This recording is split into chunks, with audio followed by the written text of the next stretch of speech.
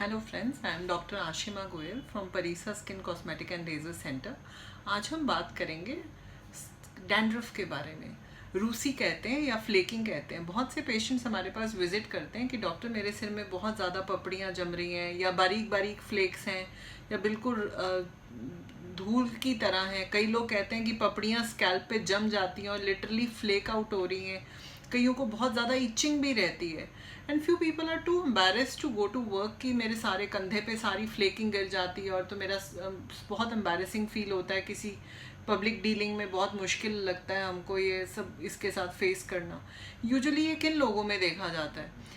Supposedly आप बहुत ज़्यादा ब्रश नहीं करते हैं हेयर को, या आप बहुत कम फ्रीक्वेंटली हेयर को वॉश करते हैं, तो ऐसे पेशेंट्स में ये ज़्यादा देखा जाता है।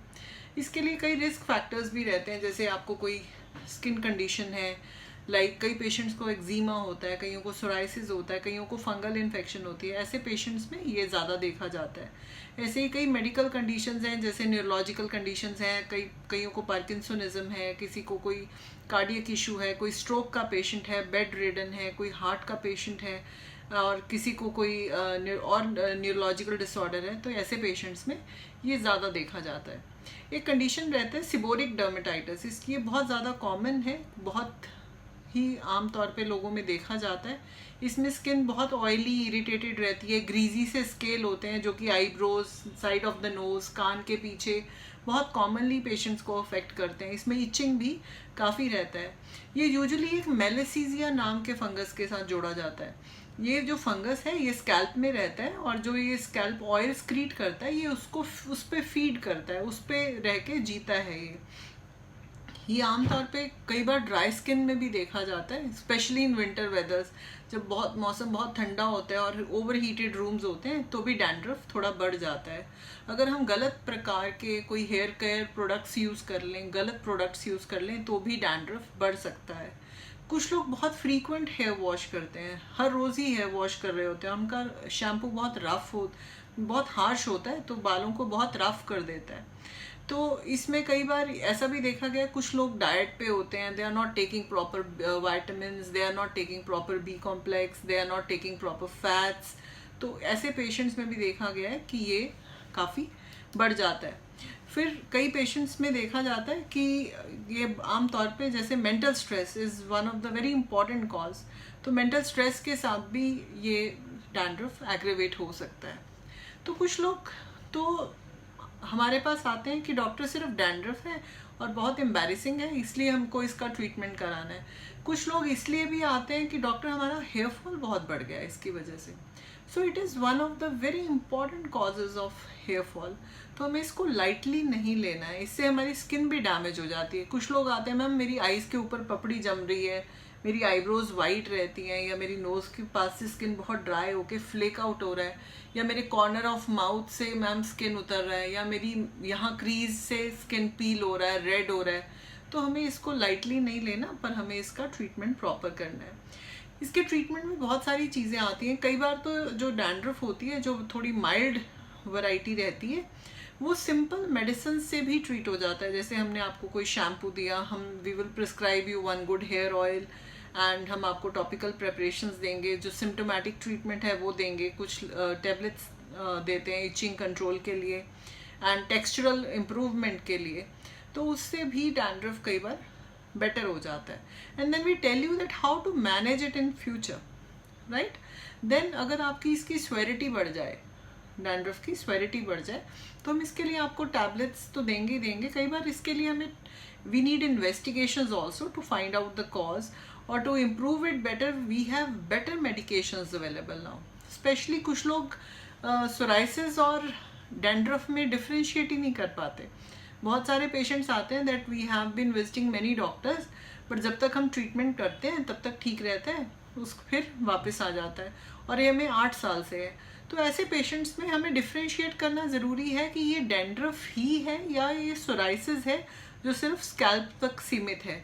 तो कई बार जो सोराइसिस होता है वो सिर्फ स्कैल्प तक रहता है, हाथों पे, बॉडी पे कहीं नहीं होता। तो कई लोग डिफ्रेंशिएट ही नहीं कर पाते कि ये सोराइसिस है या अकेला डैंड्रफ है।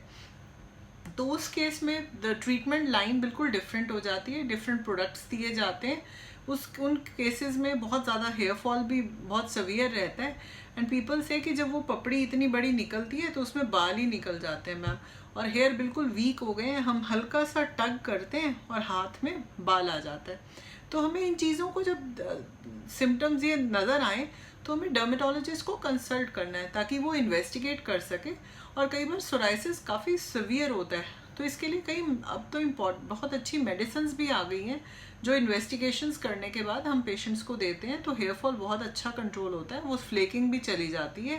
एंड कई बार इतना बढ़ जाता है फ्लेकिंग कि माथे पे यहाँ रेड बॉर्डर्स बन जाते हैं, and people are so troubled कि माथे पे पूरे रेड बॉर्डर्स बन गए हैं डॉक्टर, और वो इतना बुरा लगता है, उस पर पपड़ी उतरती रहती है। तो इन चीज़ों से अगर आप परेशान हो तो आप डॉक्टर के पास ज़रूर जाएं। Don't keep on suffering at home and doing home remedies.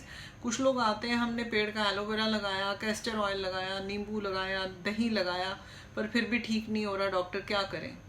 So you at this stage you must consult your dermatologist. जब सोराइसिस में इतनी फ्लेकिंग हो रही होती है, जब ये पपड़ियाँ निकल रही होती हैं, लोग कहते हैं हमारा बिस्तर पिल्लो भर जाता है, तो उस स्टेज पे you are losing lot of iron and protein from your body. That becomes another reason for hair fall in psoriasis patients. The hair becomes too brittle, they become so wavy, and this becomes so weak, so you must consult your dermat. And sometimes ये eczema का part भी रहता है, कईयों को eczema की शिकायत होती है, चंबल कहते हैं जिसको लेमन की भाषा में चंबल कहा जाता है, तो उसमें भी फ्लेकिंग होती है, उसमें भी सर में काफ़ी डैंड्रफ रहता है। So one should not take dandruff as dandruff per se. Don't take it lightly. Do visit your doctor so that you can prevent all the future problems like hair fall, hair thinning, and weak hairs. You can avoid if you take proper treatment with your dermatologist. फिर उसके बाद अब तो hair care में regime में we have beautiful things available, like we have hair serums available. Like we are not treating alone with minoxidil now. Many people come and they read on the internet and they tell doctor मुझे minoxidil नहीं लगाना. If you have something beyond minoxidil, then tell me, I will do the treatment. Because minoxidil जब तक हम लगाते हैं तब तक असर रहता है, जिस दिन हम छोड़ देते हैं उस दिन सारे बाल फिर चले जाते हैं. So now don't worry that we have now many beautiful preparations available beyond minoxidil which work very well for the control of hair fall, especially associated with dandruff, right? So we have now hair oils available. Then few people come, my texture is so bad, my hair are so frizzy, they are so wavy. We have very beautiful hair masks available, for the hair serums for the length, which are medicated, you can safely use them. So do visit your dermat to know all about your hair care regime. Yes, now we have a proper hair care regime. You have a specific hair oil, you have specific shampoo, conditioner, your hair mask, your serum, your serum for regrowth. So we are not treating you with minoxidil. We have many other beautiful compounds available with us. Along with the oral treatment, we can regrow hair to a great extent, and we can almost treat you completely. Sometimes it is associated with PCOD as well. Many people don't know that seborrhea is sometimes associated, dandruff is associated with PCOD as well. So it is not a simple entity like mujhe dandruff hai, but it can be associated with many internal things which need to be tackled side by side. So you get a benefit in the long run. I hope you must have liked all the information about the dandruff. Many people are visiting nowadays, it's monsoons, and I hope you must have liked it. Do share it with your near and dear ones.